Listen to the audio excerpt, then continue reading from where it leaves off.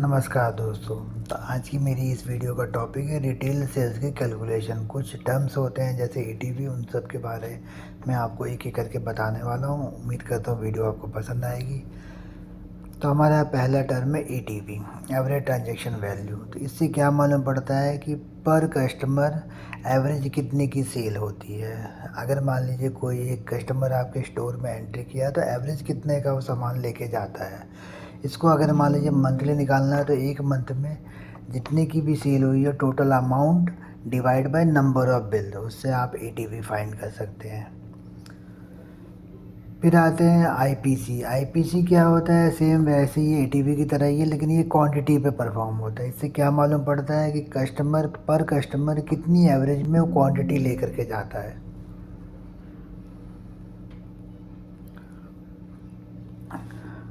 फिर आते हैं ग्रोथ डी ग्रोथ कैसे कैलकुलेट की जाती है। तो मान लीजिए आपको दो वैल्यू को आपस में कंपेयर करना है, प्रीवियस मंथ की और इस मंथ की, या प्रीवियस ईयर्स की और इस ईयर की।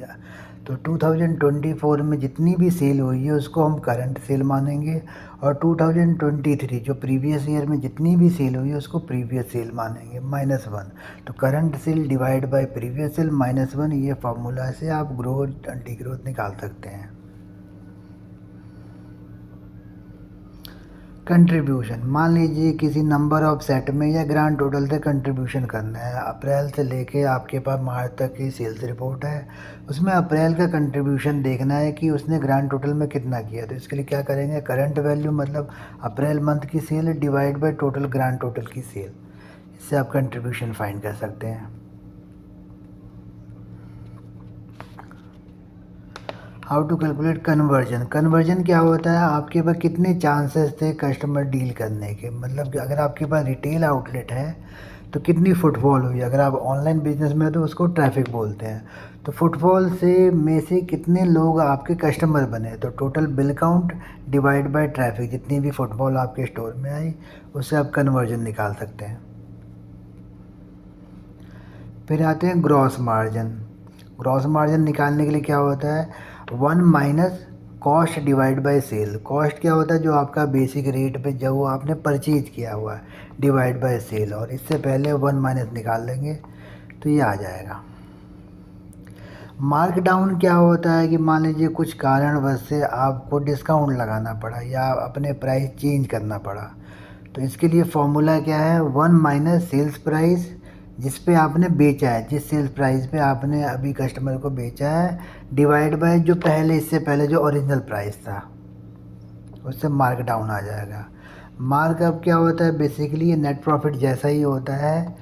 तो इसमें क्या होता है, ऑब्वियस सी बात है, हम प्राइस बढ़ाने वाले तो नहीं है। तो जो नॉर्मली जो होता है इसको पॉजिटिव व्यू में देखते हैं और मार्क डाउन को नेगेटिव व्यू में देखते हैं, क्योंकि हमको अपने सेल घटाने पड़े।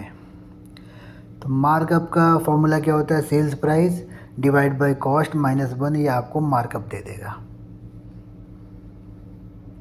श्रिंकेज क्या होता है कि मान लीजिए आपका ऑनलाइन बिजनेस है या कुछ डैमेज स्टॉक हो गया, कुछ स्टॉक चोरी हो गया, कस्टमर ने चुपके से आपके स्टोर में घुसा और वहाँ से स्टॉक लेके चला गया, आपके स्टाफ ने ध्यान नहीं दिया। तो उसको कैसे निकालते हैं श्रिंकेज को, जितनी भी वैल्यू का आपका स्टॉक लॉस्ट हुआ है डिवाइड बाय सेल वैल्यू। अगर आपको मंथली निकालना है तो मंथ का टोटल, और उस मंथ में जितने भी अमाउंट का स्टॉक लॉस हुआ है या डैमेज हुआ है वो हम कर देंगे। तो lost stock value divide by sales value, ये आपका श्रिंकेज दे देगा। नेट प्रॉफिट, नेट प्रॉफिट वैसे ही मार्कअप जैसा ही है। इसमें क्या करना होता है, net income divide by revenue. उम्मीद करता हूँ वीडियो आज की पसंद आई होगी आपको। प्लीज़ मेरे चैनल को सब्सक्राइब कीजिए, लाइक कीजिए, शेयर कीजिए। मिलते हैं जल्दी नेक्स्ट वीडियो में। Thank you.